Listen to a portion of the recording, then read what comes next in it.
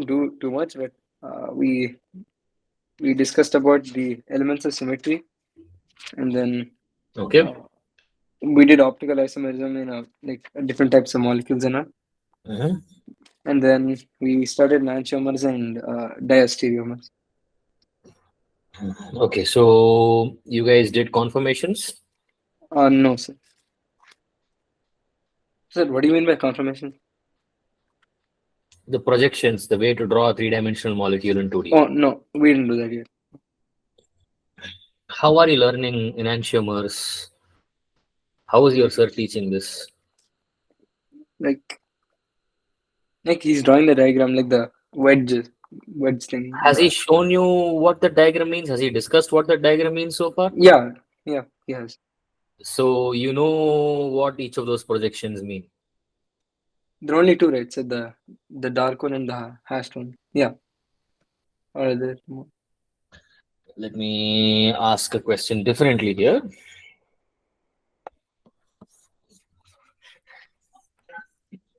If I draw a molecule like this, which is what I'm Oh, guessing your teacher is doing now to an extent, yes, yes, yes, yes, do yeah, you understand what that means? yeah. Do you really? It's, What does it mean if I'm drawing a molecule like this? Explain what the vertical line means. What does the horizontal line mean? You saw the line, I suppose? yeah, I saw. Yeah, explain.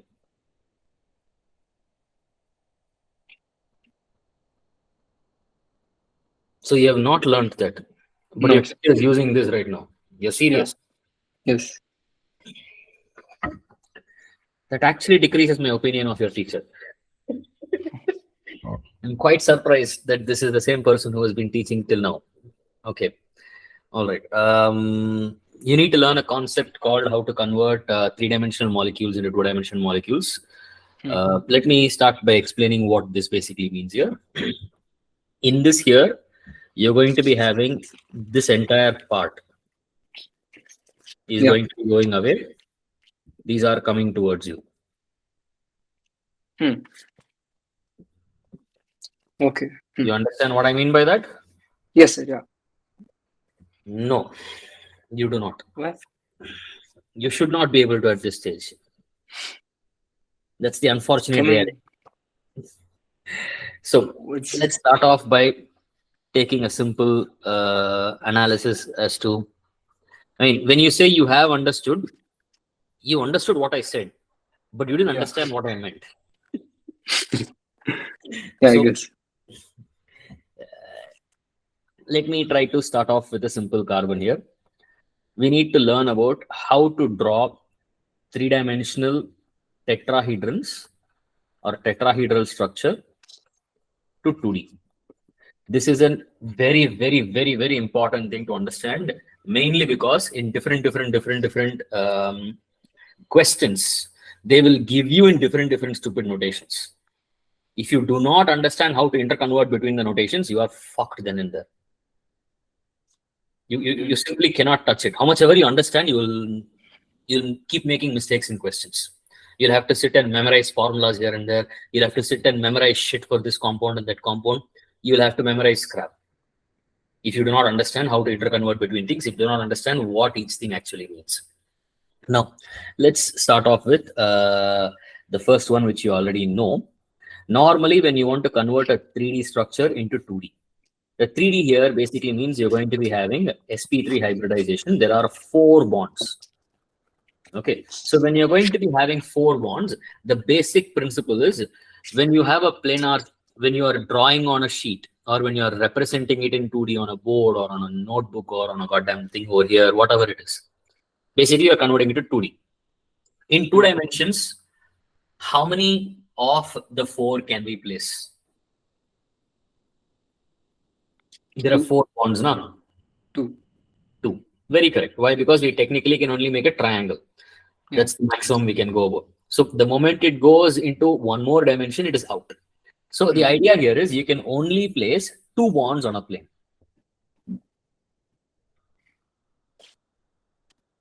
So when you're going to be having 2 bonds on a plane, These two bonds can mean anything like this. The remaining two fellows will automatically be the ones which are going to be the solid wedge and the hashed wedge.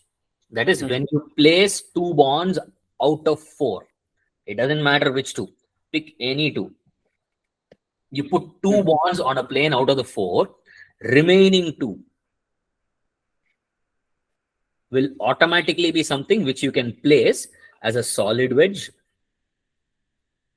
which means it's going to be towards the viewer, and a hashed wedge, which is away from the viewer.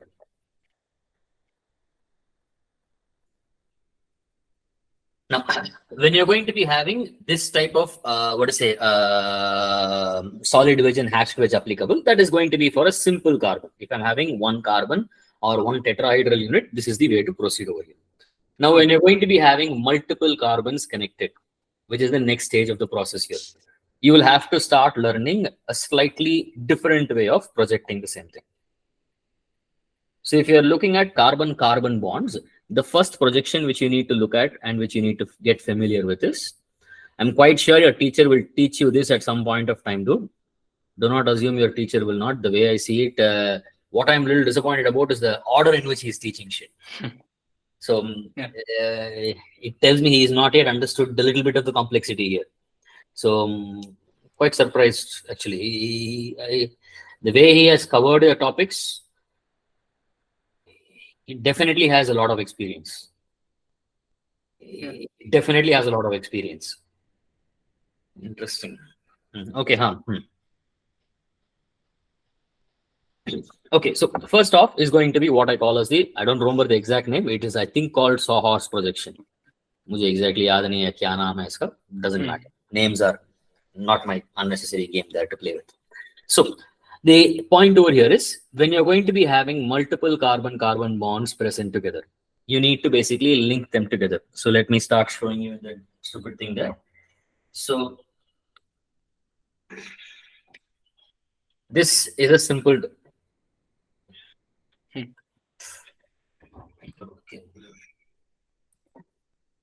Give me a second.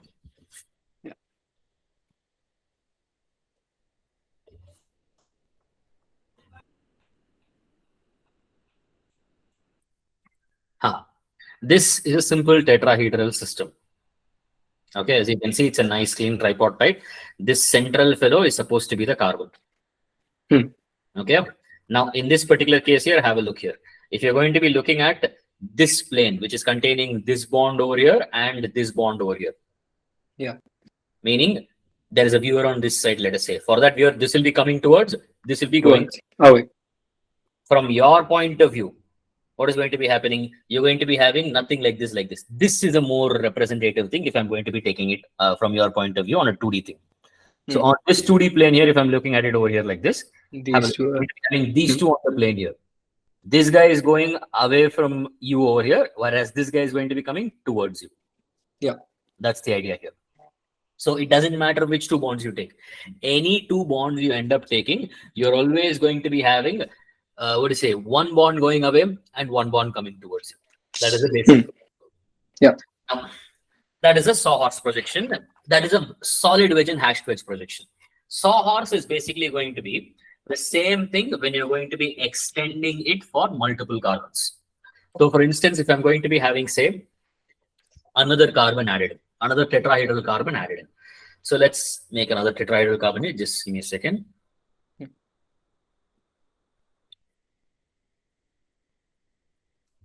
So this is going to be yet another tetrahedral carbon here.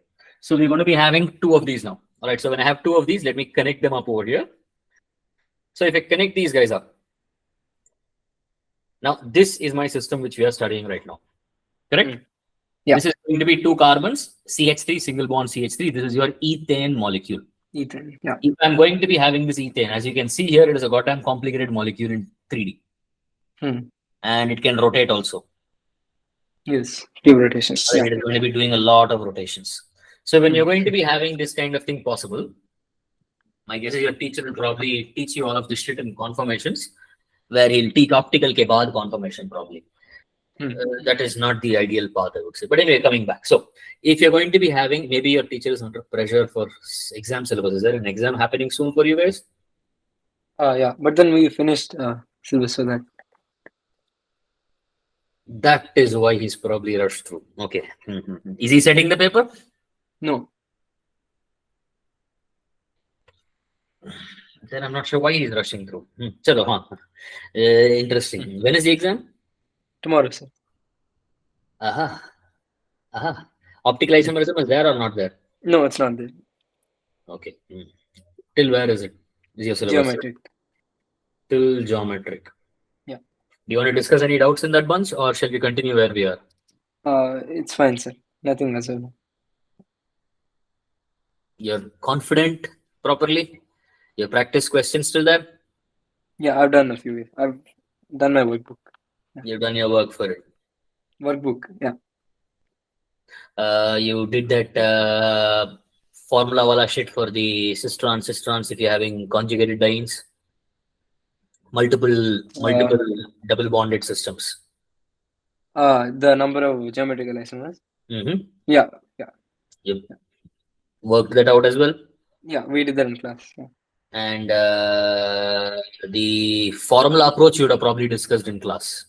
Yes, and the non-formula also we did, like Non-formula also. where it does. Yeah, sir. When does it not work? Like, is there any like specific case where it doesn't work? When you're going to be having what do you say, symmetrical systems, watch out for them carefully. The formula depends on how many levels of symmetry you have. For instance, if I'm having, say, multiple double bonds, say 8 double bonds present in the system. There will be more levels of symmetry than we can imagine when you're going to be having, say, 2 double bonds present or 4 double bonds present in the system. 8 double bonds there, or let's say 16 double bonds. When you increase the n value there, then you will end up having much larger complexities at play. Especially when the n is going to be something which is going to be a 2 power n. So whenever you're going to be having a 2 power n type of, now when I say 2 power n, I mean what to say, if the number of double bonds which are in conjugation is going to be some power of n. Yeah. Some power of 2, some power of 2. Some 2 power x something. Yeah. In that type of case, there will be a complexity which comes up with respect to the symmetry aspect there. That is the thing which I know doesn't work. Since I know it doesn't work there, I have abandoned that memorizing the formula completely. So, can you give an example once? Try 8 double bonds in conjugation. What happens when you're having 8 double bonds in conjugation? In the formula there, what are you doing when you're having symmetry elements? 2 power n. No. Explain when you are having 4 double bonds in conjugation continuously. And there's a possibility of symmetry. Let's say there is going to be 1 carbon methyl group and 1 hydrogen. Then there is going to be 4 consecutive C double bond Cs attached. Oh, consecutive is saying, okay. Yes. Not consecutive exactly. Double bond, double bond, double bond, single bond, double bond, single bond, double bond, okay, single bond. Yeah, that's what I thought. Okay. So 4 of them. 3, 1 C double bond C, then a break, then there's another C double bond C, then a break. Usteka, I want 4 in one case. You have symmetry there, right? You have symmetry about in this case, it works nicely. So how do you do in this particular case? What's the formula you apply here? How do you apply the formula and do it here? Tell me. You count the number of there are 4 double bonds here. So 2 power 4 will not work 2 here. power 4. That will not work here. Which is symmetric. Yeah, there is symmetry here, no? Yeah.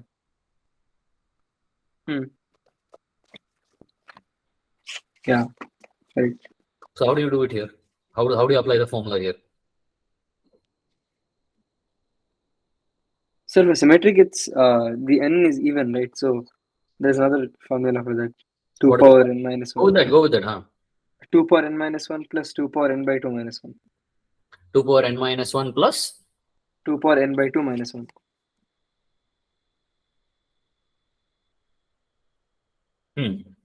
This will work for 4 now. Go with 8. Same formula. 2 power 7. The 2 power. thing over there is it will not be n by 2 alone. It will be n by 4 also. You'll have to add in over here. But why? I do not know why. There is some symmetry aspect. That's what I'm trying to tell you here. When you're having two powers of x as the number of double bonds in sequence, now what happens is you'll have to basically add in your teacher's case, what have they given you? They've told you even number and they have bluntly mentioned it and moved on. Yeah. The problem will come not with even numbers. Even numbers के लिए एक काम कर लेगा. Odd numbers, maybe. No, odd numbers के लिए you don't need that. Odd numbers also there's a formula. Even number of double bonds, this will work. The problem will come when it is not just even, but it is a power of 2 also. That is a very larger scale. Basically, I was bored a long time back. I sat and experimented on all of these formulas on MATLAB. So a bunch of these I stopped using. This was college time. So I was bored, a lot more bored than I used to be normally. So effectively, the problem here is this formula will work for most of your standard cases, like odds and evens at normal levels. 4 के लिए ये काम करेगा, 6 के लिए ये काम करेगा, 8 के लिए it will get tricky. If I have 8 double bonds continuously, what I noticed was one case which goes missing. One set of cases which doesn't get added up, mainly because it was thought to be symmetrical, but it is not symmetrical. Something of that sort. When you say it is symmetrical, no? About the... I do not know how to explain this to you at this stage, simply because this is something which is at a boundary level of my own understanding. It is not something I'm also not particularly clear about over here. So, to an extent, I know it gets complicated for 2 power x. I do not know why it gets complicated. I know how to fix the complication, which is basically add one more thing over there. It will be n by 2 power जो भी power का आएगा +1 2 power उसका one level lower. Yeah, by 2 again. So n by 2 आएगा. In the next one, it will be n by 4. If you go even higher, it will be n by 8. Okay, so if it's from between 8 and 16, don't debate on unnecessary things. We have talked about these types of things before. There are enough things in the world which we basically can invest time on to understand a little bit better. There is enough gyan available in the goddamn world. There's no dearth of information. But that doesn't mean we have to invest our brain power, our mana capacity into unnecessary things just because they seem interesting. What is the purpose of that? The purpose is basically, it's like a YouTube video. YouTube video, what does it do? It basically traps you onto some bullshit. Yes, this sounds interesting. This is something which is interesting, but move on. So if you have understood the formula cleanly enough, apply it properly. No problems. But remember, when you end up having larger powers of 2, be careful. You have tested out for 2 power 2 tak, 2 power 3 may say, be a little bit more careful. That's all I would suggest. Same thing for optical activity also. A similar formula would have been probably provided to you in optical isomerism as well. Yeah. And similar logic applies over there as well. It also ends up having similar issues when it comes to higher powers of 2. Okay, now let's get back to what we were discussing. So sawhorse projection is basically going to be how you view this molecule on a 2D. So on 2D, if you have to view this molecule, the way to view it is, we put 2 bonds for each carbon on the same plane. All right, so per carbon, I can put 2 bonds on a plane. Correct. For each tetrahedral carbon, because it's sp3, you can't hear me clearly, is it? No, I can hear you, sir. So for each sp3 hybridized carbon, we effectively have 2 bonds on the same plane, which we can put over there. So I need to put 2 bonds on the same plane here. So which 2 bonds do we put on the same plane here? Make sure that the carbon-carbon bond between them is absolutely put on the same plane. So that's the way to, in this particular case here, the way to basically get it done is you put two bonds on the same plane. We are drawing ethane. I forgot about that, so I put carbons by mistake. So in ethane, we are going to be having this carbon. Let's call this as carbon 1. Let's call this as carbon 2. Carbon 1, we are putting one carbon hydrogen and a carbon carbon on the same plane. And for carbon 2, we are putting the carbon carbon and another carbon hydrogen on the same plane here. That's the basic principle. What's going to be happening then? Take this thingy again. What's going to be happening is, if I'm going to be having it like that, it's like this. Currently, let's have a look at the molecule like this. You can see the molecule. This is supposed to be the molecule over here. Yes. Let's say I'm going to be looking at making you look at the molecule from this angle right now, like this. What's happening here? You're going to be having this bond over here, and this bond over here, and this bond. All of them go onto the same plane of the camera plane, basically. Yes. This Yeah. plane. Hmm. All of them are present on this plane over here. So let's look at it from this angle now. All of them are present on this plane like this now. Hmm. And where my hand is present over here. This plane currently. Fair enough? Yes. Now, in this particular case over here, if you look at it like this, what's going to be happening here? You're going to be having each carbon becoming like a Y. Yeah. It looks like a Y to you? Yes. If I draw it like this, from the point of view of this plane, if this is the plane here, if a viewer is present on this side, these two bonds, this bond here, and this bond here, these two bonds are on this side are towards the viewer. If the viewer is looking at it from this side. Yeah. That is, we are going to be looking at these two bonds here. Yes. Two bonds are coming towards you. Correct? So same way here, if I'm going to be having the viewer on this side, you're going to be having these two bonds being away from the viewer who is present on this direction over here. So if there's a viewer here, that viewer is going to be having these bonds coming towards him, and the viewer is also going to be having these bonds going away from that particular person. So the idea here is, when you're going to be having this bond being this particular structure being converted into 2D, you'll be having two things to be drawn here.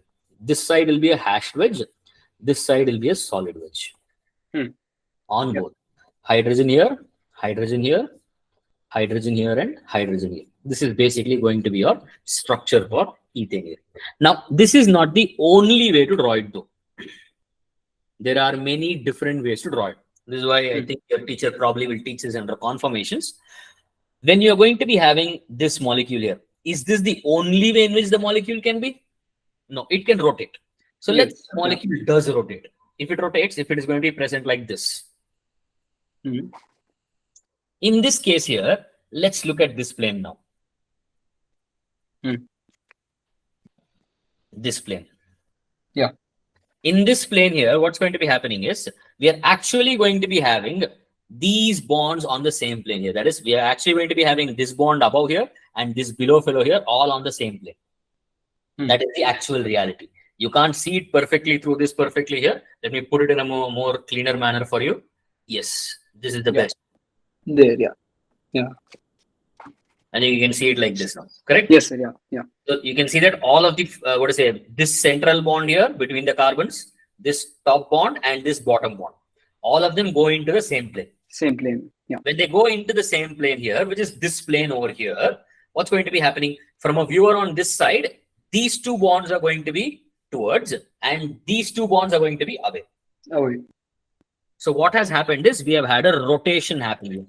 What type of rotation? We had a rotation along the sigma bond. Originally, this was Y. This guy is still in the Y form. As you can see, this guy is still in your Y form. But what's happened to this bugger, this carbon here? This has become some kind of an inverted Y. It looks like a lambda, correct? So what did I do there? I had this initial Y changed because it got rotated into an inverted Y. Yes. And what type of rotation happened? Rotation across the central sigma. Carbon-carbon sigma bond, which allows free rotation. You understand the principle here? Yes. Yeah. So both of these represent the same structure. So let's say I'm maintaining carbon 1 a constant. Let's say I'm rotating carbon 2. So I'm fixing this bugger here. I'm going to be rotating this guy.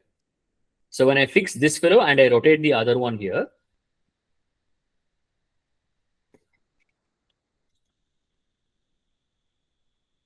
we're going to be having this hydrogen going up over here, and we'll be having Inverted Y. This something thing. of this getting happening here. Inverted Y basically forming here. Now, Yes. this sawhorse projection is something which you will be absolutely learning about soon enough in more detail. I'm quite sure your teacher will be teaching you conformations. There's no way he can escape from that. So that is something he'll definitely be teaching you. I'm just surprised he's not teaching that before your optical a little bit. So optical ke liye, it'll be nice to go touch that up, then go to optical, then come back to conformations. That is my preferred style when I'm teaching this. Till now, I have not seen your teacher deviate from my style so much. So, normally here I would go with conformations in the beginning a little bit, a touch up on it, then go into optical, then come back to conformations. I agree that conformations you have to go into in more detail after optical, but you need conformations to understand optical better. Now, let's come back to the next way which we can look at a molecule of this sort. The next way to look at a molecule is going to be called as Newman projection. Now, when I say Newman projection here, that is going to be not Newman actually. Newman projection, I'll not discuss this. This discuss in your class. Discussed in class later. Your teacher will definitely end up discussing this in class later. We'll discuss the third type. The third type is called as Fisher projection. What is this? This you know? No, I don't know this. So this is called as Fisher projection now. So the third type is going to be the one which you are seeing in optical isomerism fully. This type. Okay, this thing. Yeah. So this kind of projection is basically referred to as Fisher projection. So what is this Fisher projection? The Fisher projection is like this. Let's take this molecule itself. Methane. Okay. I'm going to look at the molecule now like this.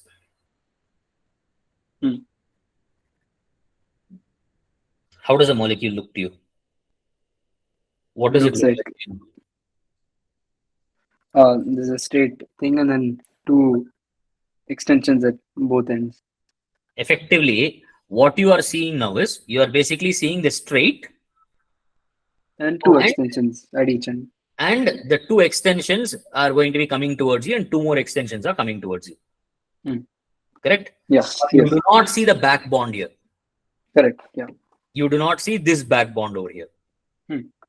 So effectively, what is happening over here is you're going to be having two bonds coming towards you on the first carbon and two bonds on the second carbon coming towards you.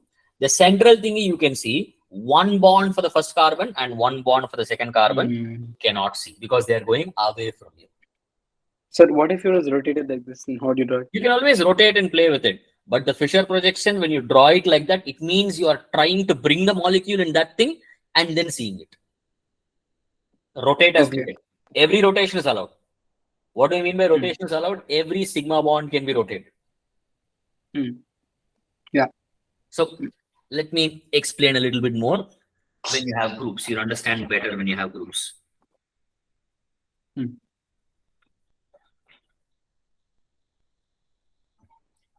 Okay, so let's say we are taking two red fellows here. Okay, so in this case here, the red represents say some group. You're going to be having the hydrogens coming towards you, the methyl group. Let's say the red is methyl group that is going away from you in this particular case here. We can of course rotate it. Yes.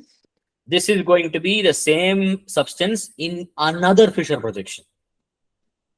That means that diagram, what was the previous diagram looking like? That previous diagram should have looked like this. It looked like the ME were up. Yes, so let me draw that first one.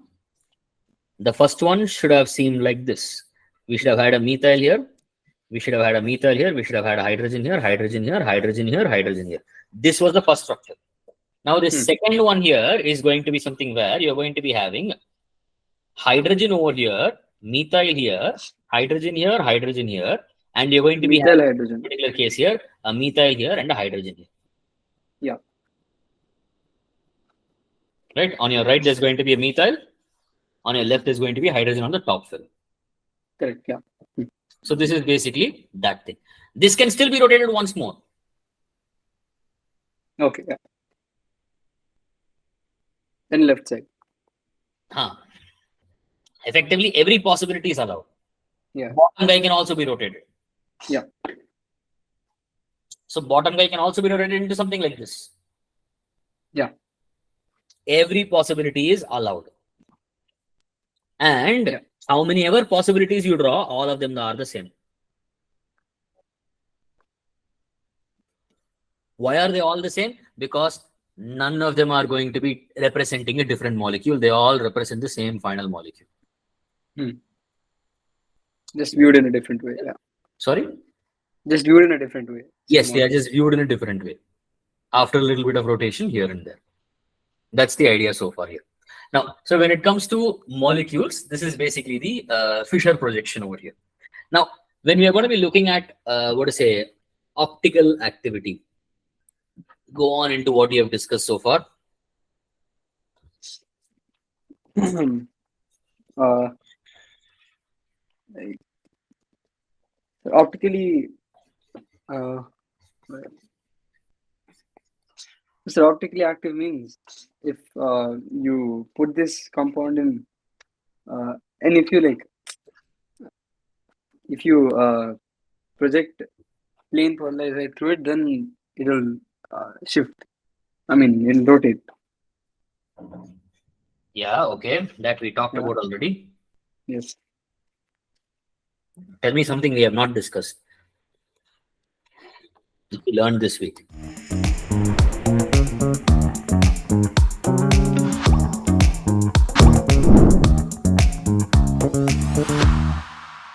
Okay, all right. So you've just started touching upon things.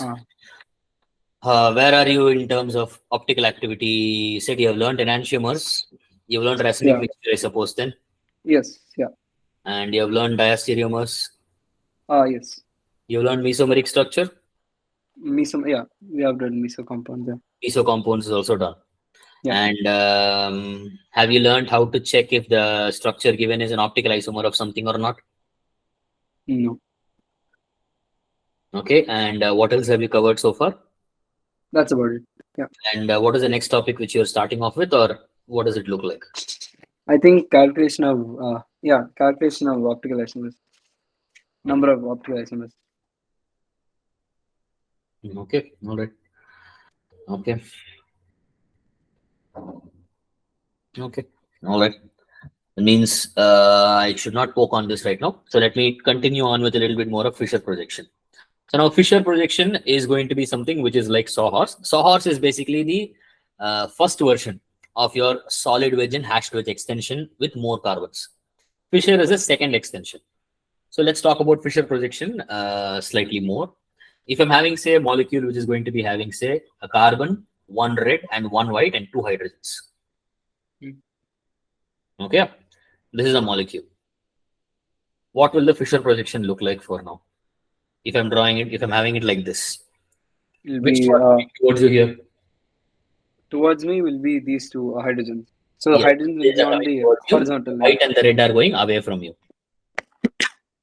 Right? So let's draw this projection now. Okay, Yeah. so sorry, this is It'll a be like that. Yeah. hmm.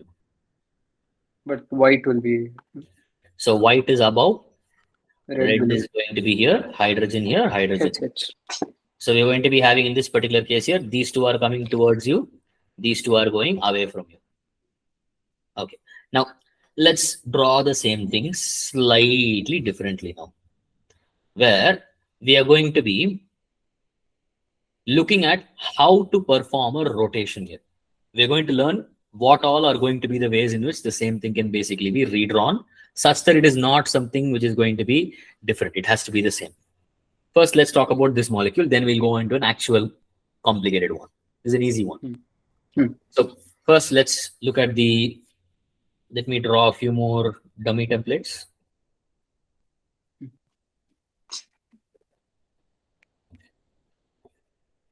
Okay. So let's rotate and see now what happens. I'm going to keep this. I'm going to rotate over here and see what's happened here. What did I do? How did I rotate now? I kept the red the same. Yes. But you made the white I'm towards. rotating the other three. Now what do you have? Which ones are coming towards you? The hydrogen, sorry, the white and the hydrogen, yeah. White and hydrogen, one hydrogen is away. Okay. So we're having a hydrogen here and a white here, and we are having a red at the bottom here, no change there. And we are going to be having a hydrogen. Okay, wonderful. Now let's rotate once more. Yeah. Now the again same thing, but then the hydrogen's on the right side. So we're going to be having white here, we're going to be having W hydrogen H here, H hydrogen R. here, and red over here. Okay. Now let me hold the white now.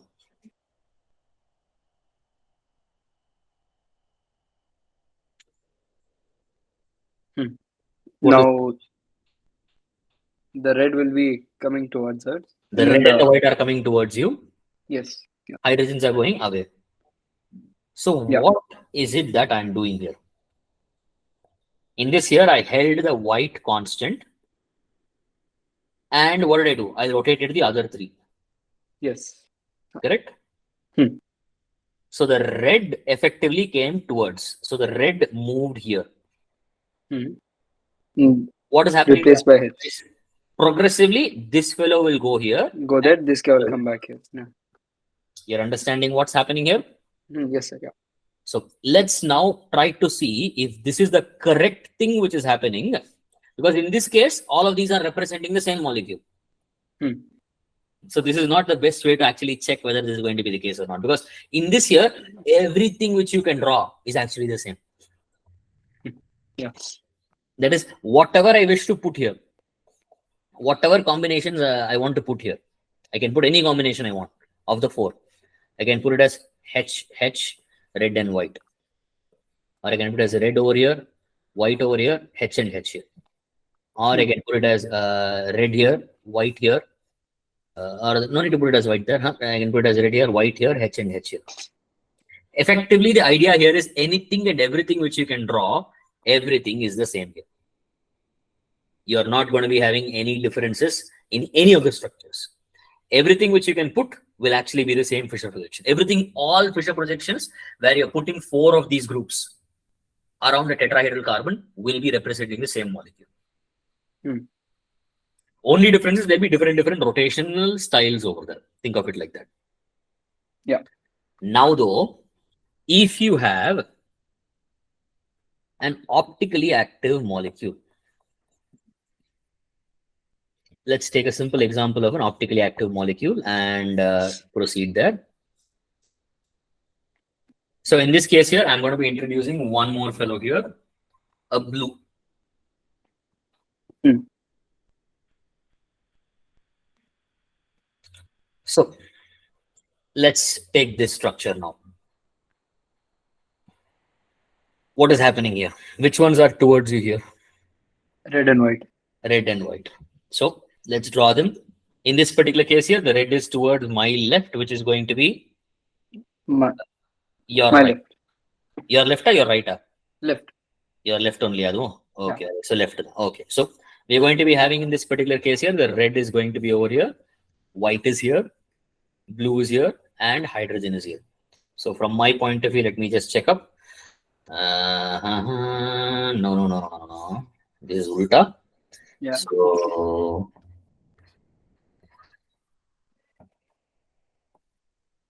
So blue, white. Okay. So this guy is white Yeah. here, Red. red Oh. here. Okay. All right. So this is the structure. Yeah. Okay. Now let's try to see what is going to be the mirror image of this guy first. Let's try to understand the mirror image first a little bit more. You learn these are non-superimposable mirror images. Yes or no? Yes, sir. Did you see an example of that clearly enough? Yeah. Or it was I mean something of this sort, or you saw it in No. 2D we saw. hands mirror that type. Hand. Yeah. Okay, all right. Nothing like this.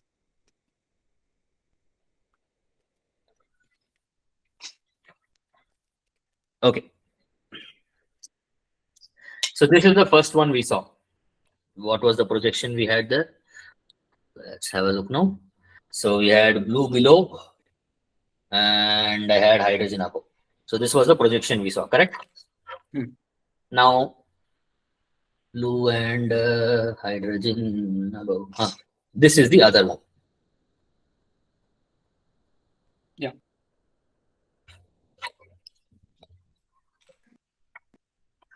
So this is the other guy. Now, in this case here, let me switch it to the hydrogens here and then show you the other way around. Blue up, na? Blue up. Yeah. If I try to superimpose them, as you It's can not see, the the. hydrogen superimpose, They don't match up the exactly. blue Yeah. superimpose, but the white and the red do not match. Yeah. You understand the principle here? Yes, sir. Yeah. If I put a mirror in between the two of them, they will look the exact same in the mirror. Hmm. That's the basic principle here. This is what is the actual meaning of mirror images. Now, though, that means these two should be having a different Fisher projection. Yeah. Their Fisher projections should not be the same. They are inverted, lateral. Should be inverted. Otherwise, if Yeah. they're not coming out as inverted, that means there is something wrong in drawing Fisher projection. It should not be something which should be learning then. Right? Yeah. So the purpose of learning Fisher projection is to make sure that it is the Fisher projection. Why we learn it is because it is the easiest to learn or understand optical isomerism. Sawhorse is easiest for generally understanding molecule. Newman projection is easier for certain other things. So, let's come back to this Fisher projection here of these two here. So the first guy we saw was blue below, hydrogen above, was this bugger. Correct? Now the fellow we are seeing is this fellow. Yeah. Now let's try to draw this fellow now. This is this guy, let us say. Okay, this looks more like the one we have drawn right now. So we'll keep it as this guy. This, let's say, is the other fellow. From the point of view of what I've drawn on the paper, white is here, red is here, white is here, red is here, we'll take it like that. Let's not be too accurate here, it doesn't matter. This is just mirror images, I need to explain here, it's okay. So in this particular case here, the other guy is going to look like this. That is the mirror image for this compound, which is supposed to be a hydrogen here, a blue here, and we end up having a red here and a white here. Now, whatever I do to the first fellow, I should never be able to get the second guy. That's the idea here. Let's try rotating and see what happens. So the first guy here, if I'm taking this as the first structure, and actually this is the first structure now, I should check it like this only. So, okay, so let's take it like this itself. So from the point of view of drawing here, this was the first structure, correct? Yeah. Now let's try to go for the other possibilities of this guy. So what are the other possibilities? What do I mean by other possibilities? We can rotate the molecule, correct? Yes. So right now the blue is below. I'll keep the blue below. I will about the blue. Yeah. So originally blue and hydrogen were coming away from you. Now which is coming away? Coming away are white and hydrogen. No, white and hydrogen are towards you. Blue and coming. Sorry. Blue and blue and red are away. So blue and red are away. So let's put the blue and red over here above. So blue is still in the bottom. Red now goes up. Correct? So what's happened to the other two here? The white has now taken the place of the red. Yes. Correct? So when the white has taken the place of the red, the white is coming here. And the hydrogen has taken the place of the white. So have a look as to what has happened over here. When you rotated, what did we do? We kept one bond a constant. And we shifted the other three. Yes. And how did we shift the other three? In any cycle. Yes, cyclic manner, yeah. It doesn't matter whether you go counterclockwise like this or clockwise.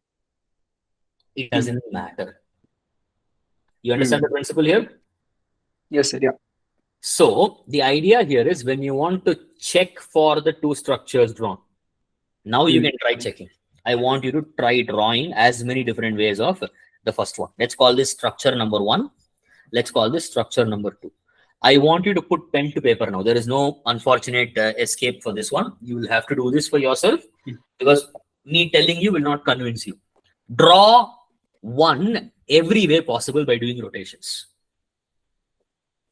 You understand how to do rotations now on paper on 2D? So How keeping blue constant. it doesn't matter keeping blue or not. You keep one bond a constant every time you're doing Blue. rotation. Keep any So one bond a constant, rotate the other three. You understand what I so mean by should I do that for all four bonds or like only do for all try for bonds? every possibility? I want you to try now Ah, for every possibility because this is something okay. which you have to see. The understanding is also a set of points which you need to do by yourself. Hmm. So draw the possibilities, every possibility for one, and see if you can get two. Okay. That's the goal here. Draw every possibility for one which you can mathematically draw now. How do you draw it? You hold one bond a constant and you rotate the other three in a cyclical or counter cyclical manner. It doesn't matter how. Your Yeah. job is to try to get the second structure if you can get the second structure. Okay. Hmm. So yeah. So, or have you already Hmm. tried this exercise in your class now? No, sir. Didn't try. Then please do so now. Yeah. Red. Yeah, I don't think it's possible. I know it's not possible, but I want you and your brain to make sure it is not possible by actually filling in the blanks there. Do them. Okay. Yeah.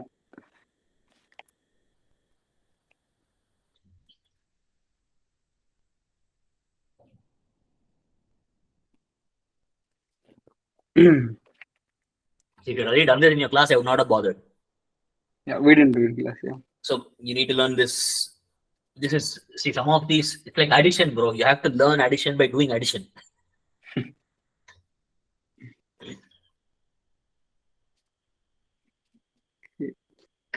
Hmm.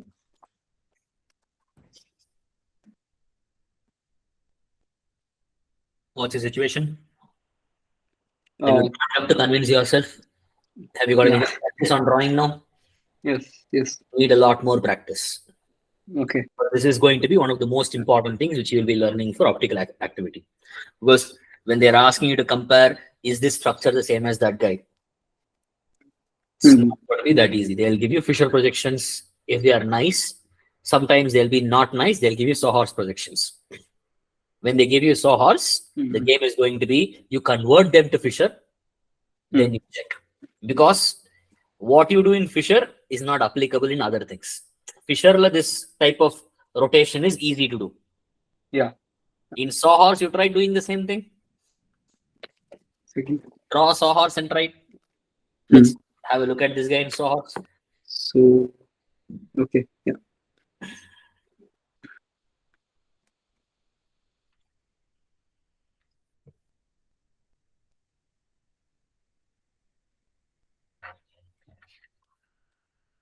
Gets complicated, right?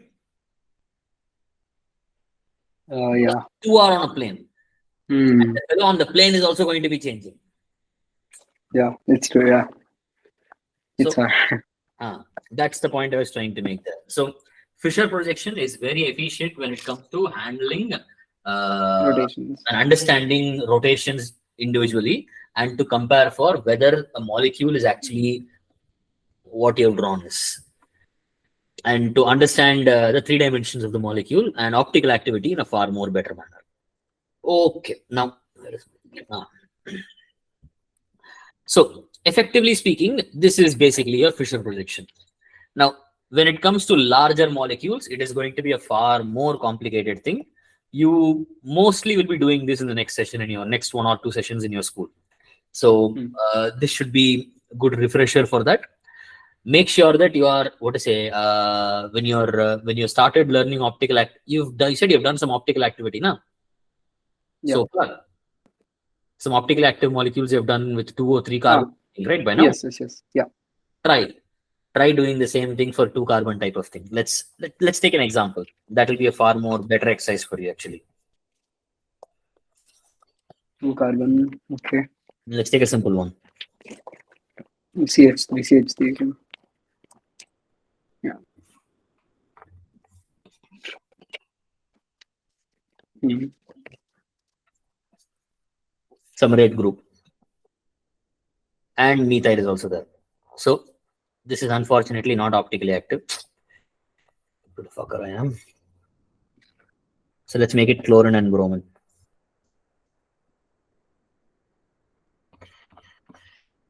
So The mirror image for this is going to be this.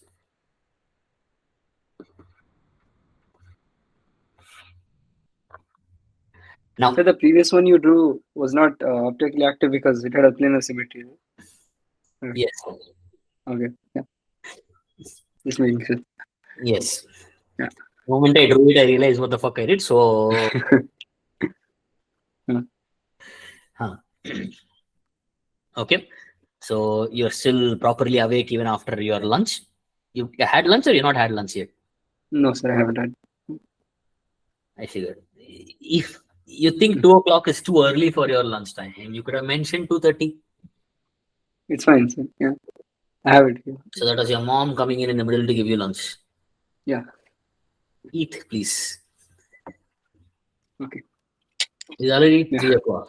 You must understand that there are reasons for having food on a regular basis. You don't drink water also. You're young enough that your stomach is going to be highly acidic at this stage. And if you're not drinking water, that acidity, it can cause unnecessary troubles in later life. So yeah. Yeah. Anyway, so you can snack on. Please keep snacking. Okay. Yeah. I allow kids to snack on even in goddamn classes in real life. So and food is necessary sometimes. Yeah, correct. Yeah. When I was your age and I had to attend physics classes like this, I used to sleep in the very difficult to keep myself awake in classes. So I used to sit in the back also. One of the things I used to do was I used to buy these chota wala 25 paisa ka, they used to be these orange wala chota candies. So Hmm. I used to stuff them in the bag and go and like put them in the mouth. Take a small bottle like this, put water in the cap and then Yeah. so survival mode. So since then I always felt like never food is allowed. It's okay. Yeah. Doesn't make a difference. Yeah. Coming into this year, I would like you to try to draw the first guy and try to see if you can draw that and convert it into the second guy in some way or another. Now, how to do rotations here? Let me give you a quick idea as to how to do rotations here. Let's say I want to do rotations on this larger thing here. Let's say I want to do rotation on carbon 1. Let's call this carbon 1, carbon 2. Okay. How to do rotation on carbon 1? Hmm. I will keep this bottom half the same. Yeah, that's it. Yeah. Hmm. I will rotate these top fellows. Yes. Okay. You understand the principle there? Yes, sir. Yeah. If I keep the hydrogen the same, then I'll rotate the entire thing. Then the entire bottom will go up. Hmm. Sir, if you keep the methyl same and then you rotate about that, then What will happen? One of them will go to the side. The long chain will go to the side there. That is going to be a complicated thing. That will be getting it out of Fisher projection predominantly there. So you'll have to rotate it back and get it back to the thing there. okay. I see. So that is the problem which comes when you're going to be having complicated Fisher projections. Do not do that type of rotation. You want to Yeah, do that it's type of rotation, do another rotation extra from a different angle. That's all. To do whatever you need to do. Make sure that you are avoiding rotating the big guy in the middle as much as you can. okay. Yeah. Got it. Practice rotations on this two over here. Or have you already done this in your school so far? I did not do this, sir. No. Not this. Okay. Then please do practice these rotations here. Just it'll take like 1 or 2 more minutes. Just make sure that in your brain you are convinced properly that one can never become two. And I want you to try for this also.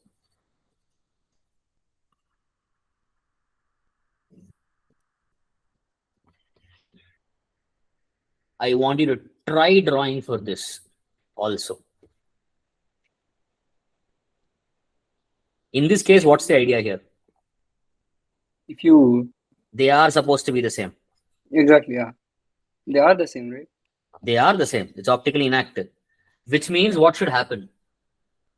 You can write one as You should be able to like draw it and get it to it somewhere. exactly. Yeah. Hmm. Hmm. Go ahead, try. Okay. So these are not really things which I can teach and go about it. This is something which you have to actually mechanically sit and do. Try it out Hmm. now because it will help out. Yeah.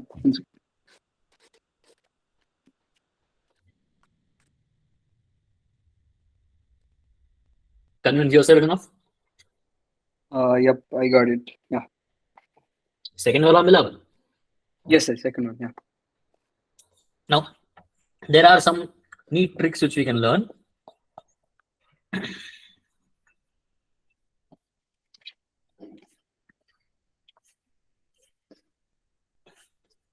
If I have something like this, okay.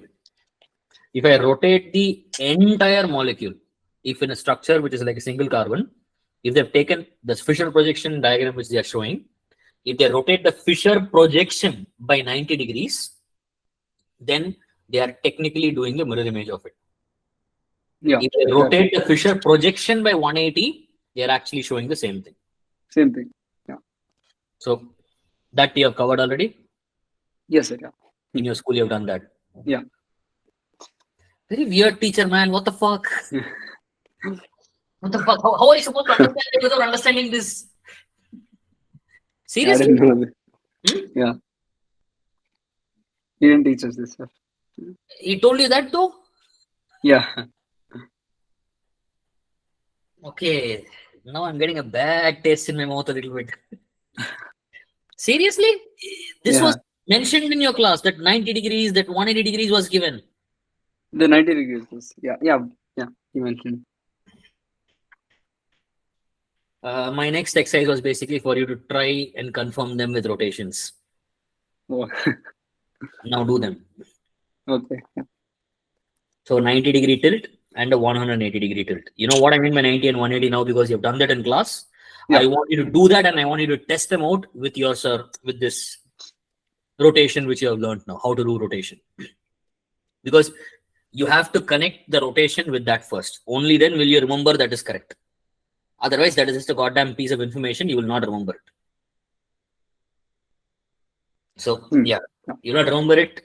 You not connect it properly. So Hmm. make sure you test it out with rotation now. Take this guy and there's an optically active fellow. There's an what to say chiral thing, right? You know what chiral Yeah. means, obviously, right? Yes, sir. Yeah. It's a SPQ. chiral carbon. So have you discussed One what a chiral. chiral location is or a chiral molecule is properly? Yes, sir. Yeah. Chirality is Yes, sir. Yeah. Chiral molecule we discussed. okay. All right. Anyway, yeah. Please discuss this part. Please try out this part here and finish up. Once you're done with that, we'll come to chiral a little bit. I have a couple of things I want to talk about that over there. Yeah.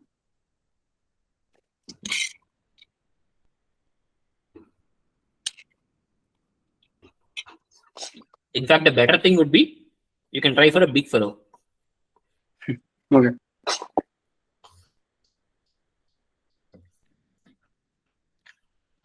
Try for a big guy. That'll be better. Hmm. Big guy. Okay. Big guy, na? Yeah. The 2-carbon fellow. Yes, First, sir. try for a simple one. That'll give you a clear understanding as to what it means. Try for the 180-degree one first. 90-degree one, don't waste time on it. Convince yourself it's a mirror image and move on. That should not take too much time. 180, you understand what I mean by that? Yes, sir. Yeah. Do you want me to show you for one of them or you understand what I'm asking you to try? That can be shown once. Okay. So let's say I'm going to be rotating this guy by 180 degrees here. So I'm going to be taking this fellow over here like this. I'm going to make it like this. Yeah.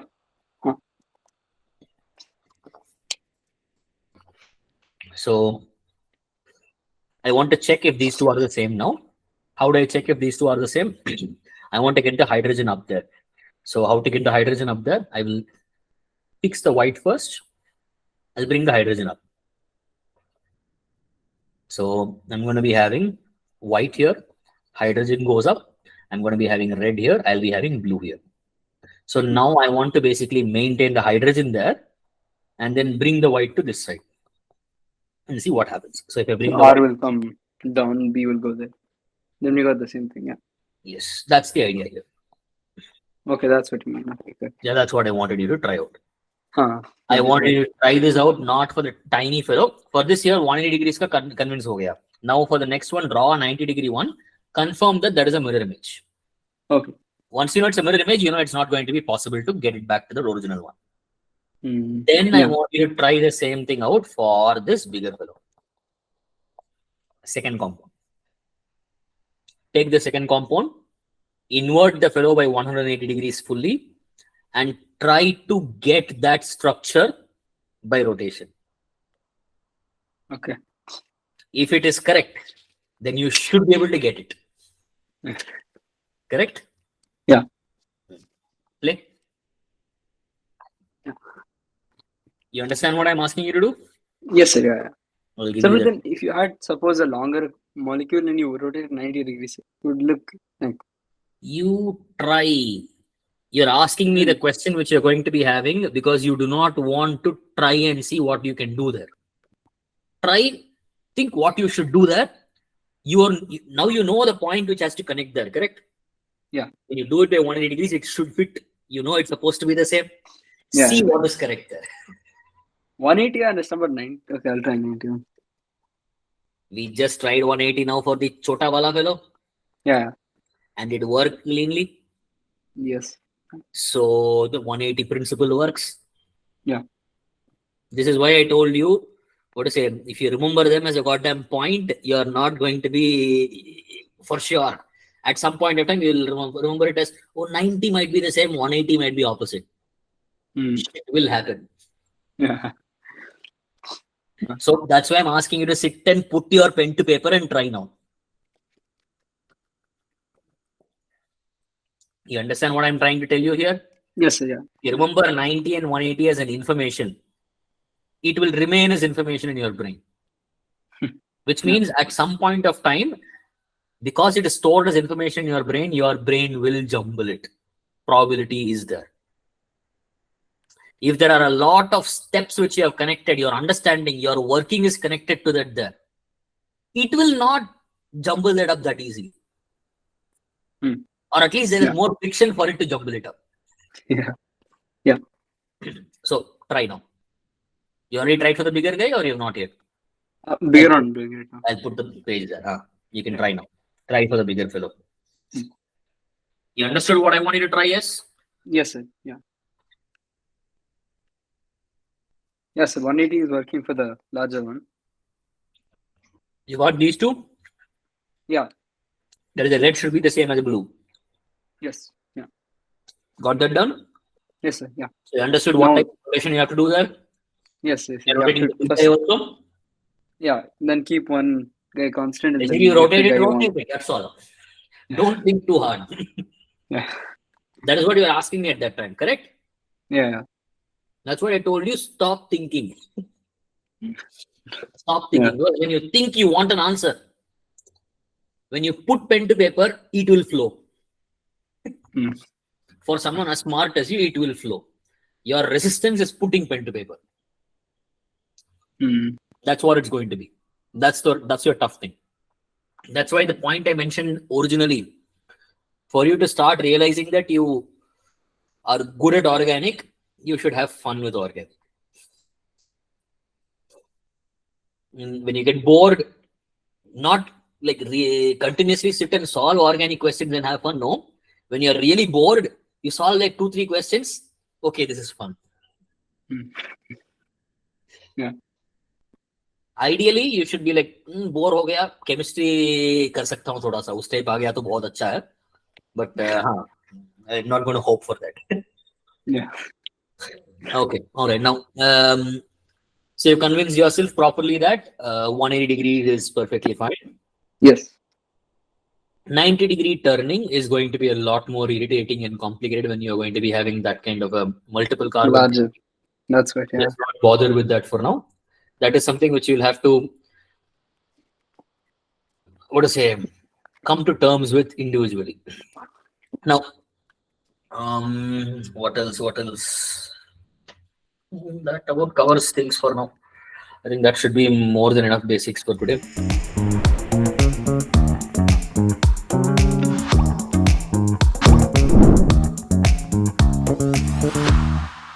Now let's quickly discuss your current week's exam, which is happening tomorrow. What are your plans for that mid phase? Phase? What is this? Week? Normal weekend test. Yeah. Weekly shit. Okay, huh? And so what's happening in that? What are the topics in chemistry? So we have structural isomers and geometric isomers. So nomenclature वाला हो गया है. Yeah, I mean we might have nomenclature of multiple functional groups. So जो basic वाला nomenclature का weekend exam है, that is done. Yeah. How did you do in that? So that did not go well. So why is it that this is the first time I'm hearing about that? So uh, last time I was gonna tell you about that. Like we didn't have You class. dodged. So, huh? But you dodged. Kind of, yeah. To an extent, I also do not bother asking. That's true. What's the status? What happened? Sir, I don't know. I mean, I made many mistakes in. So you bombed badly. Yeah. Then that should have been the focus of today's discussion too.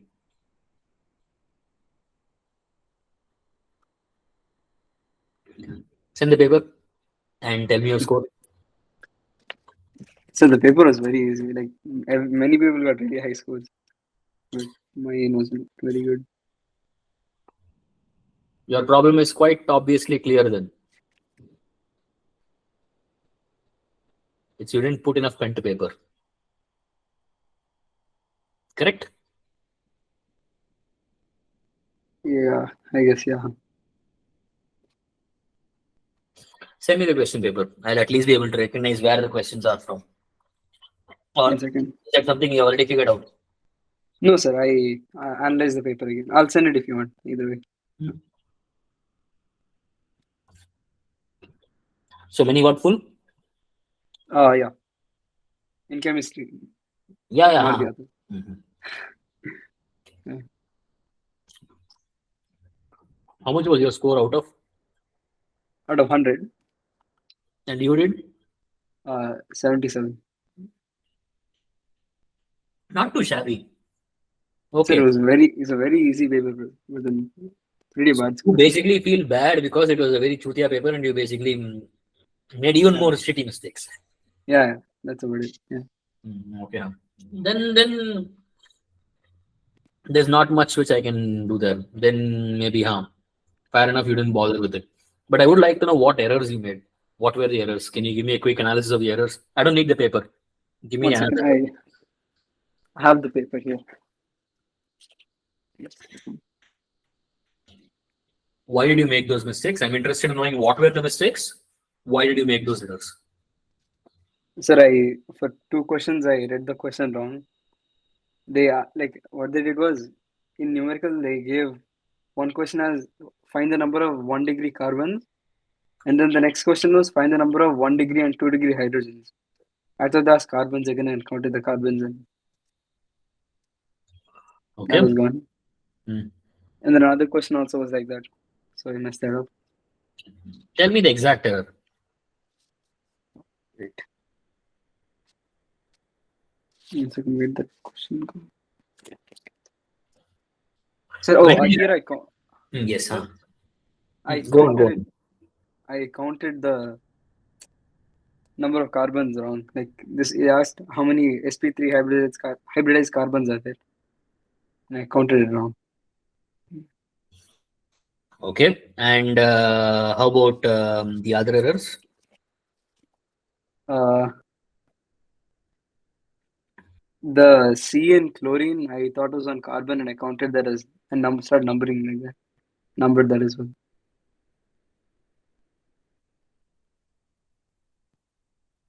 Okay. Next error. And then this one was an honest mistake. I like The locate tool I forgot to use on this. Yeah, Hmm. this one was the one mistake I actually made. I mean, like So you own this knowingly. mistake, Yeah, this one. Yeah, and you feel proud about this mistake compared to the remaining. yeah, And next one, yeah. That's it. so four mistakes. Oh no! This one. Oh, yeah. There was one very. Like, so I don't know how to describe this. Like they asked the name of CH3CN. CN, cyanide, Yeah. Yes. nitrile. Okay, Yeah. that are not discussed in class, No. We discussed. We discussed. but you basically shittily put it as methane nitrile then instead of ethane nitrile. Yeah. Hmm? The carbons I forgot Is to. that what you did? Yeah. So I know that you should count the both carbons within. It's not about you didn't treat nitrile as an end game functional group. That is what is that. I told you to break down functional groups into two categories: terminal Yes. and You count the non-terminal. carb. Yes. Yeah. You just did not think nitrile was non what is it, terminal. You thought of cyanide and you bracketed it as cyanide in your brain. Hmm. So it is not a cyano. You're right. The way you name it as a substituent is cyano. But it is not a cyanide, it is a nitrile. And when you Nitrate. treat it Yes. like a nitrile, the carbon which is there has to be part of the long chain. Yeah. Yes. That is a bad error. That was I another didn't error. expect that that error would have shown up from you. It is a bad error. Yeah. Hmm. Okay. The first three. Seriously? So I was also very disappointed, man. How much time did you spend on the chemistry paper this time? 25 minutes Yeah, to half an hour? 35 Seemed minutes. Yeah. faster. I expected that. I knew. That's the only way you'll make these errors. That's the only way you'll make these errors. Mm. There is Yeah. no other way you'll make these errors. In a 3-hour paper where you should have dedicated a reasonable amount of time to chemistry to get things done efficiently, you basically decided, okay, this is a chutia paper, this is an easy paper, I will give it only that much amount of importance. Well, guess what? You decided to turn and पीछे से मार दिया तेरा. Yeah. This is, you understand what you have done is a criminal error over here, right? Yes, sir. You don't, you're not understanding the significance of this.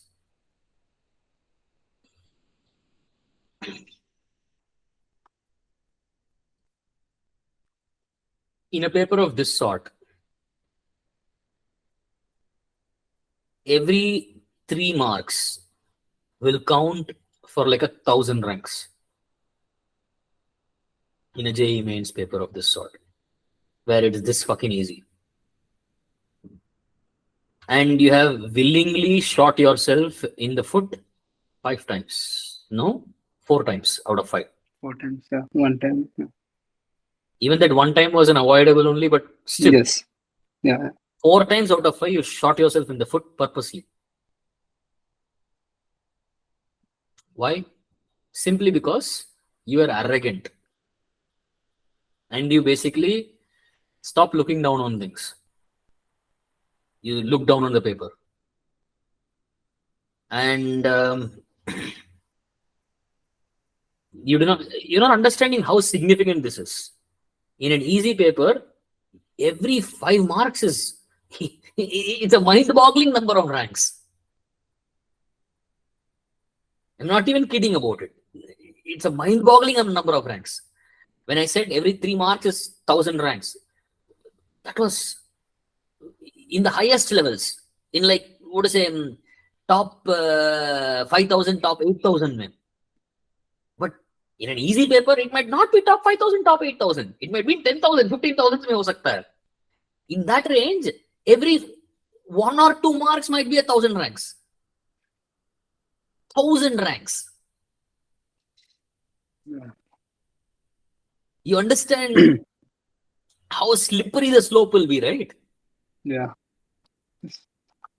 And if you allow this kind of attitude to continue, you are in trouble. You will do well once in a while to basically make it look like you are having a huge amount of potential, but you will never achieve the kind of machine like perfection which you need to really kill any examination,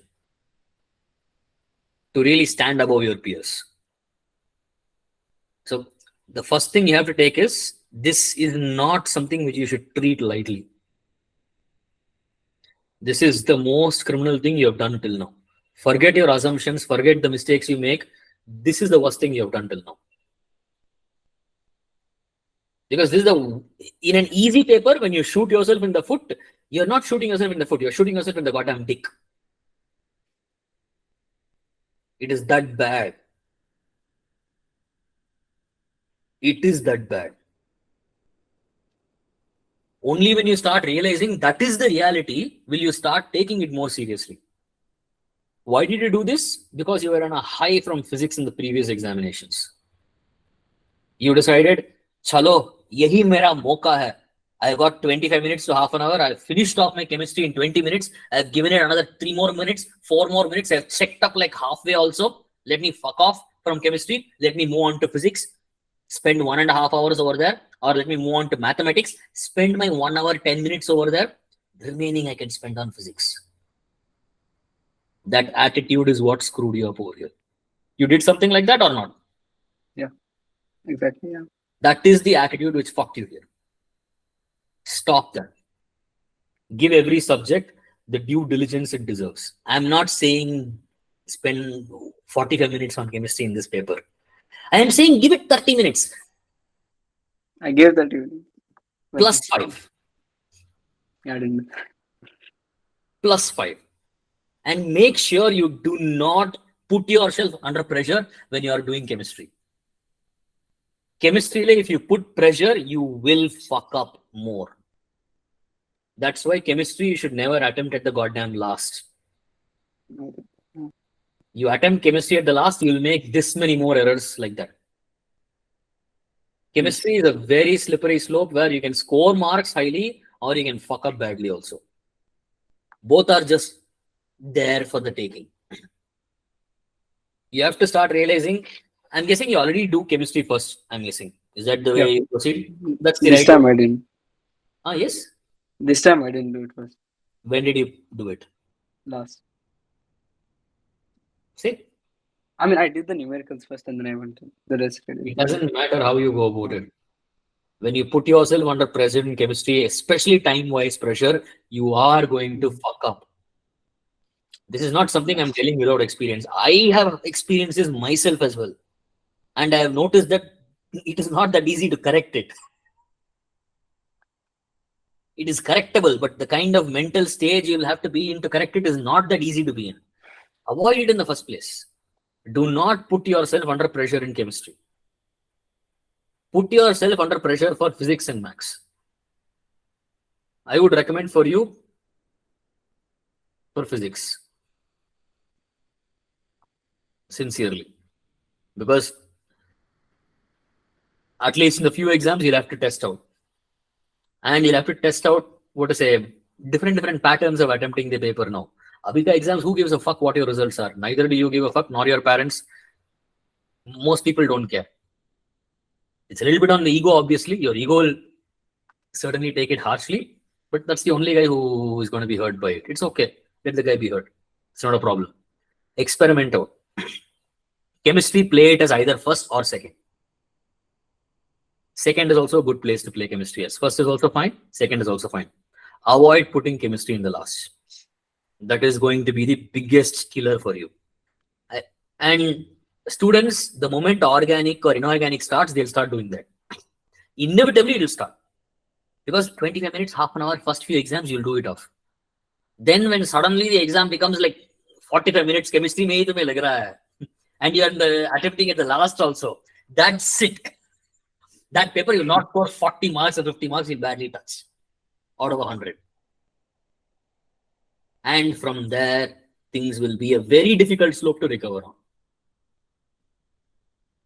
It's easy now to recover. You have not really made blunders here. You have just made blunders certainly, but because you made mistakes in your approach for the exam.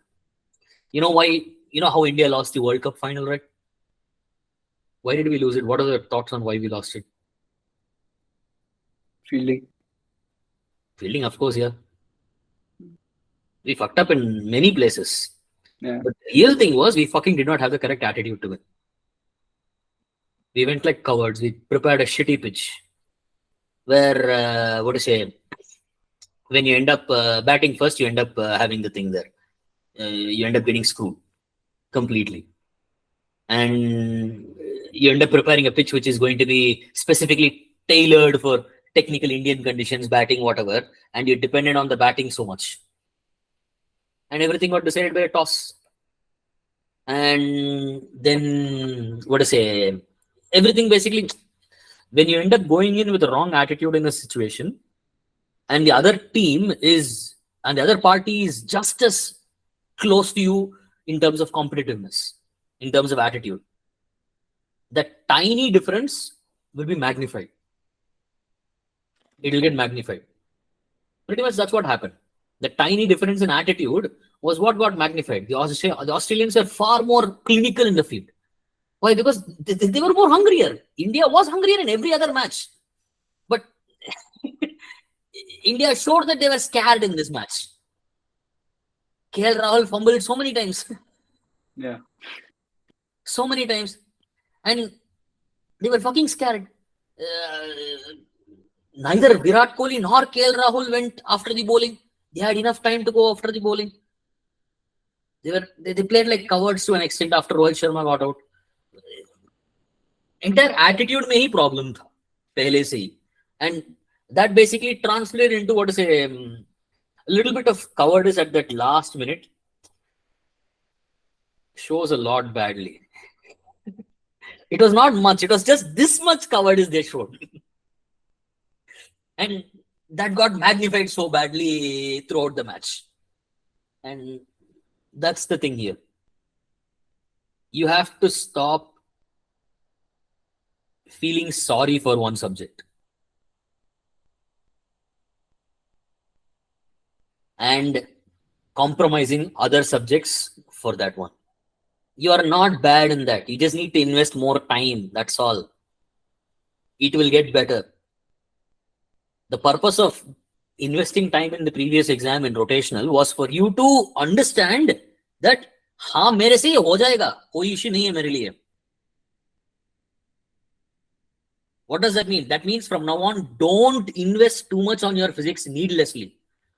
Your brain should have already gotten convinced कि तेरे से हो जाएगा ये. अभी से तेरा क्या? What do you have to do for physics? What is the work which you have to put in for physics now? Because what I see has happened is you basically have decided that in a way your brain has probably come to a conclusion. Okay, physics, this is my do it or die it type of situation. Let me now do it type. Maybe, I don't know. Is that what your brain is thinking type of now? Yeah. No, you don't need to be there. You don't need to be there. You have already done it. Rotational dynamics is a very good topic to basically kick ass on. If you have kicked ass on that, that means you can kick ass on everything till then. And you broke down how you have to learn it. You know the pieces now, which you need for getting it done. The same things you need to get for other topics in physics. That's all. That's the game. And after you've basically done that, you just need to make sure you sit and practice it by yourself. Now, initially, are you going to be scoring marks? No, it's not going to happen. How did you score marks in rotational? Because everything clicked on that day and everything worked nicely for you. And you bombed one subject in return. All of those happened together, correct? You have to take all those variables in. That means if you do not bomb that subject, this might not happen as well. And that bombing probably happened because you did not invest so much time in it. Now your game is not to basically fix your physics now at the cost of the other two. No. You've got the variables needed to fix physics now. Don't play the same game as you play in maths and chemistry for physics. Collect the variables. Be cold about physics. Collect the variables which you need to understand it properly first. Then start saving the time, piece by piece by piece by piece. and start fixing the individual pieces in physics. Do not try to do any short-term wonders in physics. Do not. That will only backfire into long-term problems for you in either chemistry or in mathematics. Both of those subjects are going very smoothly now. Focus on physics for the current week to an extent just as you used to do earlier. Focus on collecting the variables you need for future. Focus on learning the concepts properly. But don't try to become a 1 week wonder. समझ रहा है कि मैं क्या बोल रहा हूँ? 1 week wonder का मतलब? It means don't try to aim for 70% of the marks in physics now. Aim for 45% consistently every week. Without trouble, without negatives, and make sure you are doing that in a manner where the time is being efficiently utilized. Your next target is not to keep your physics at 70 or 80 or what. Your next target is to keep your physics at 45, 50 without putting too much effort.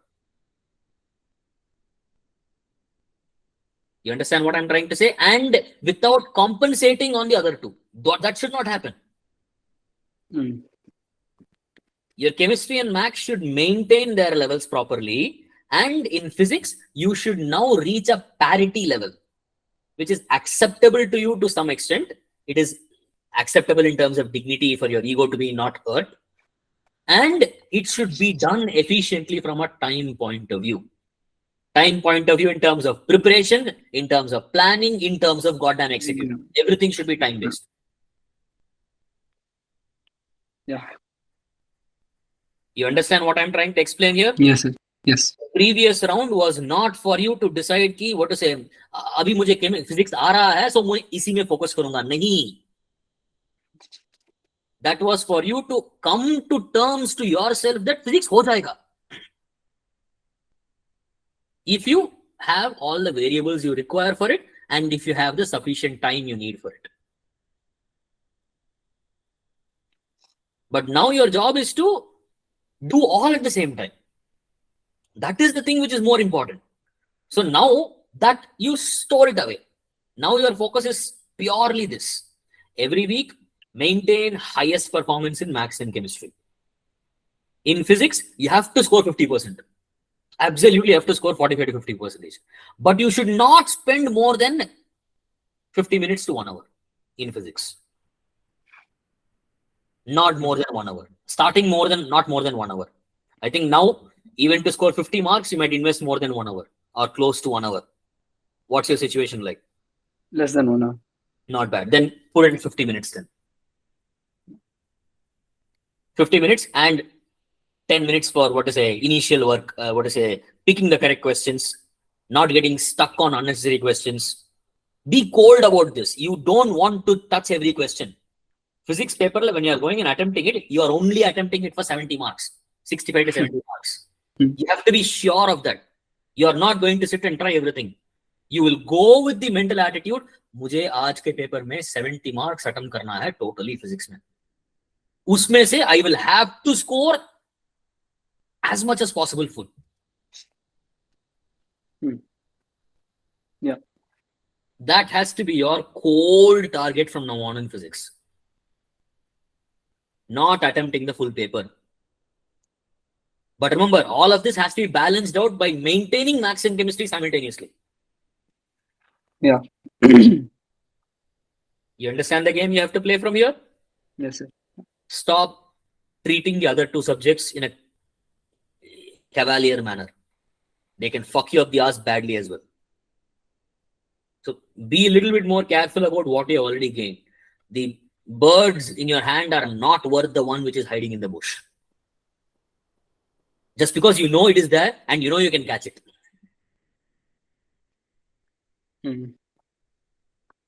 Now that you know you can catch it if you keep the other two birds down or even one of them down, slightly down.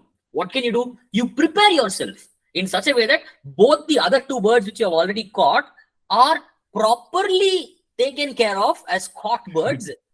Maybe tie them up to your shoulders and then go catch the third fellow. You've learned you can catch. You can do the jump, you can catch that. Now your job is not to lose the other two. Okay. Fair enough? Yes, sir. I think I should have made this clear earlier itself. This has cost you a little bit, I think, in this exam. Yes. I suppose I should have. I'll remember it next time. I'll remember it for next time. Okay, so that's basically the thing here. I hope you start taking tomorrow's exam seriously. Physics में क्या चल रहा है तेरा अभी? Fluid mechanics.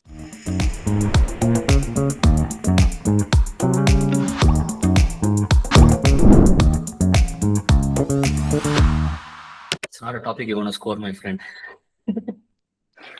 That's not a fun topic to score in. Are you finding it comfortable? To an extent, yeah, it's fine. Okay. It will be only fine. It will not be. The problem when I say it's not that scoreable is because you will have to put a lot of effort into this topic to score. It is not that difficult as rotational dynamics to understand. Meaning you can't, you won't get that magnifying effect in terms of your understanding. When the topic is tougher, your intelligence gives you a magnifying effect in terms of the difference between you and the others. Fluid dynamics is something where intelligence matters, is something which does matter, but only in the conceptual questions.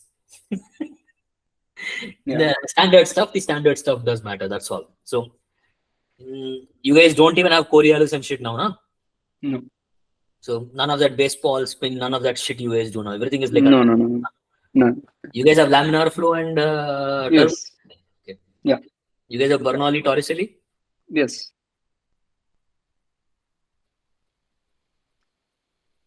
Okay, it's not. There's still enough shit.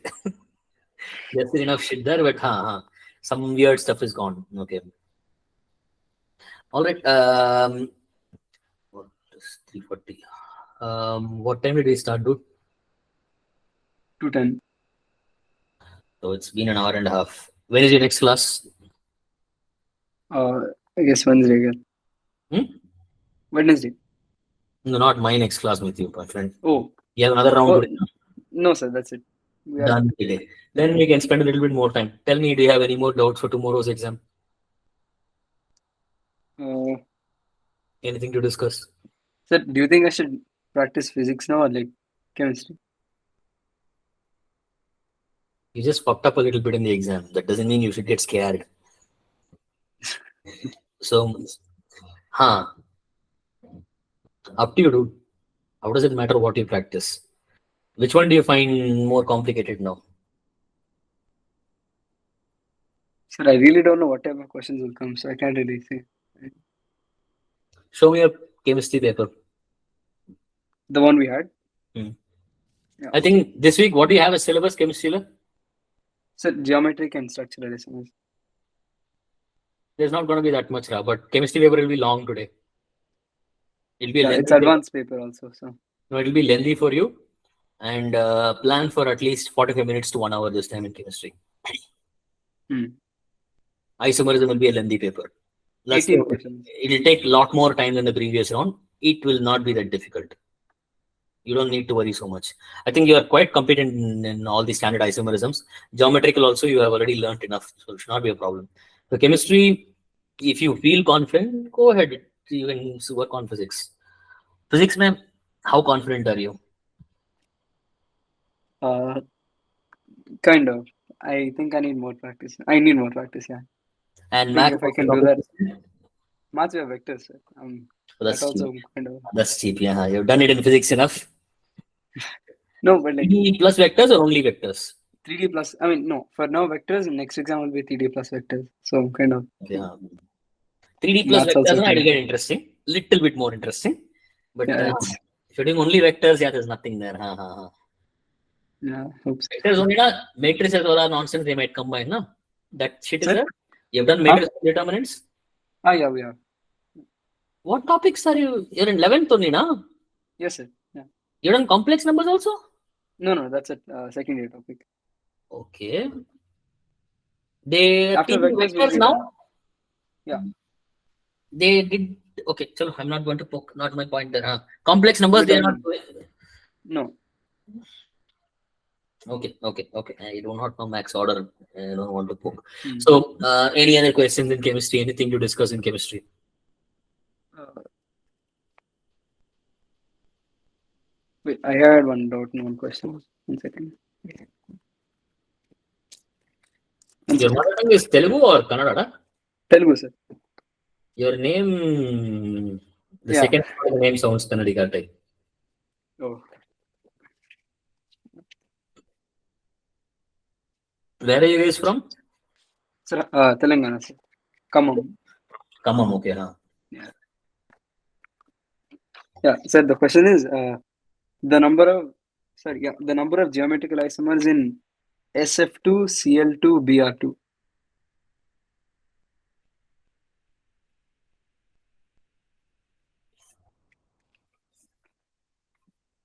Hmm? Yes. Yeah. Yeah. They asked this. It's in our workbook, sir.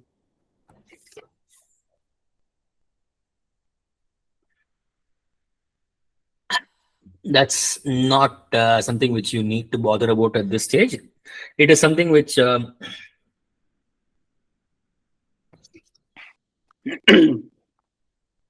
need to think about when you're doing coordination compounds. But since you asked, let me just explain. If you're going to be having something of this sort, okay, the way to count your number of geometric isomers goes like this.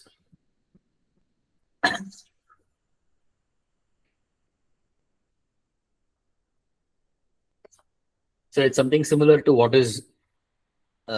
you'll be learning in coordination compounds much later, officially in 12, as Ma2 B2 C2 type. So let me just use the principle which I was using there over here.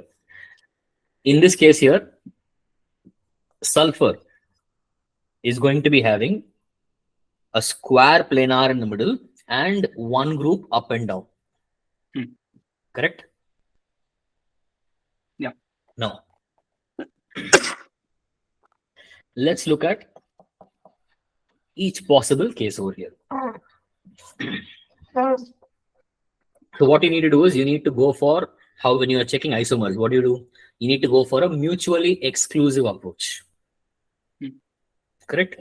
In this case here, the way to get a mutually exclusive approach is fix Fixing. the groups at Yeah. the 180. Hmm. Okay. Then you end up having whatever is left over going here. B2. B2, Okay. C2 वहाँ Hmm. पे square में चलेगा. If it is Yeah. that on the square, then there is going to be only two Four. possibilities. I can have a BB diagonal and a CC diagonal, or I can have a BC and a BC diagonal. Two chances. Yeah. Correct? Huh? So with my A and A at 180 degrees, I have these possibilities. Next is Hmm. going to be, I'm B going and to B. be putting Or A A and and B. B Or C. Yeah. at 180 degrees. We'll come to that. A and B at 180 degrees now. Hmm. What is left over in the middle now? This A, B, C2. Yeah. A, B, C2. That means now in the middle, I can have an AB diagonal, which will be followed up with a AC, BC diagonal, or I can have an AC diagonal, which will be followed up BC, by a BC diagonal, or any CB. other possibilities available? Oh, no, that's it. No, that's it. Are you sure? Yeah. Yeah, that's it. So effectively, these are your only cases now. So again, two possibilities now. Now let's look at the last one. No, sorry, no, not last. Let me not. There are So more. now let's look at the next one. So what's going to be happening here? Now, in CA. this case here, we did not have any problems with the first one there. Why? Because in the first one, there was an AA opposite. That means Yes. these are all fully mutually exclusive. Correct? Hmm. The first fellow had an AA opposite. So there is no way there is going to be any AA opposite in any of these cases. That means all cases in possibilities 1 and possibility 2 were fully mutually exclusive. Yeah. So there'll be more than four for sure. Basically, there's going to be 4 now directly. We can add Four them up. for sure. Yeah. Now, let's try for an AC diagonal now. AC opposite now. What is left over in the middle now? AC, B2. Hmm. Correct? Yeah. Now, what are the possibilities here? I You can can have an have AC and a BB diagonal, or I can have an A, AB, B, B, C. BC. Problem here is this. Have a look at the second structure here. This was an B, AC, C, B. BC, and Yeah. an AB, which is same Hmm. as this guy. Yeah. So the idea here is in this AC here, make sure there are no repeats of AA or AB. Yeah, they're not there. Yeah. None of those diagonals are allowed. That means this is not allowed because an AB diagonal. Why should it not be allowed? Because that has already been counted in the previous case. Because what did we do when we did the AB opposite there? We counted every possibility with AB opposite. That's what we did. Correct. Yeah. Right. So when I counted this here, I counted every possibility with AB opposite. So Hmm. now I should not count this again. So how many do I have total? 5. What if we have a B, C? Where is that counted? Think for a second. What did we do just now? We basically took mutually exclusive cases. How were they mutually exclusive? Because we took all diagonals. Diagonal now 180 degrees with A present. Hmm. Correct. Yeah. Now, can you draw any structure for this type where there is no A present? No. 180-degree thingy. Oh, yeah, you can. Without A on 180 degrees. Oh, no, you can't. I Oh, got yeah, it. you can. Because all Hmm. of these are 180 degrees also, na? Correct, correct. Yeah, that's also it. Yeah. So there is no way I can draw anything else. That means I have already taken everything and I'm done. Hmm. I see. Okay. Instead of doing AB, and AC, what else can you do? You can go for BB, BC, BA. Doesn't make a difference. Hmm. In the Okay, case yeah. of SF2, CL2, BR2, instead of A, you put F, CL, BR, whatever. Huh? You understand the Hmm. principle here? Yes, sir. Yeah. So how many geometrical isomers? 5. Yeah. What are Answer the was again answer 5. given? 5. You understood how it works here cleanly? Yes, You sir. don't need Yeah. to bother about this Kind now. of. Yeah. You don't need to bother about this so much now. It is only going to be a kind of for the time being. Yeah. You'll learn more about this when you're doing coordination compounds. अभी के लिए जरूरत नहीं है. This is just, yeah, you now know what to do if Yeah. that shows up. So you have some doubts about why I picked AA, AB, and AC right now. I think that's the Yeah. only thing which is still like hanging by a little bit of a thread in terms of understanding. That's okay. I'm okay with that part being hanging there. You think for yourself why we did that. I already given you the explanation actually. You just need to Hmm. process that a little bit more. Any other questions? Sir, it's an assertion reasoning question. Hmm. The first statement is benzaldehyde forms two oxanes on reacting with NH2OH. Sir, can you show how the reaction will be? Like when it One minute, reacts? I'll just show you. It's not that complicated. So now first off, what is benzaldehyde? This CHO. compound is benzaldehyde. Yeah. Yeah. So now Yes, I'm sir. going to be redrawing this slightly differently. I'm going to draw it like this. Okay. Okay. Yeah. The pH here represents the benzene group. Phenyl. Yeah. Now I'm going to be reacting it with hydroxylamine. Okay. Oxane. Yeah. Hydroxylamine. Hmm. Hydroxylamine. Yes. Now I'm not going to be giving you the exact mechanism of what the fuck is going to be happening here. What is going to be effectively happening is this. Yes. So, but then why doesn't the OH and H? No, no, no, no, no, no, no, no. Do not ask me questions now. We're not going to I be asked my discussing teacher. that Yeah. part here. But since you're asking why the fuck not, yeah, that's not that difficult to answer for you. What happens over here is this carbon here is attached to a highly electronegative oxygen, double bond O.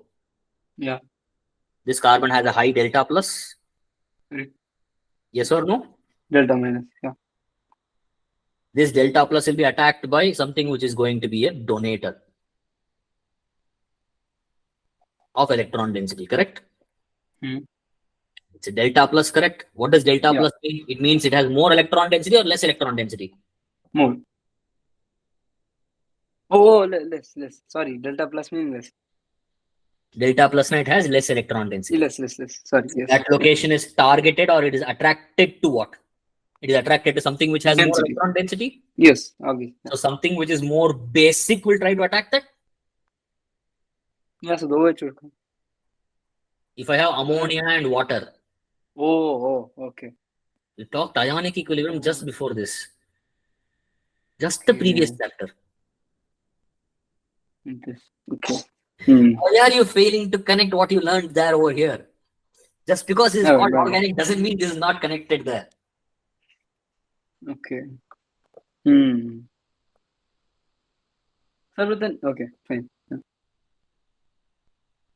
So then, okay.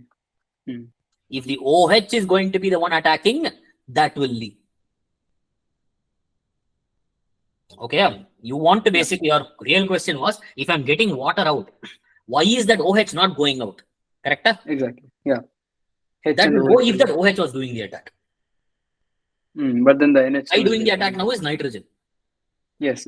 Makes sense. So those two hydrogens go with the oxygen on the other end. Yeah. Yes. So what you end up getting is effectively going to be something like this.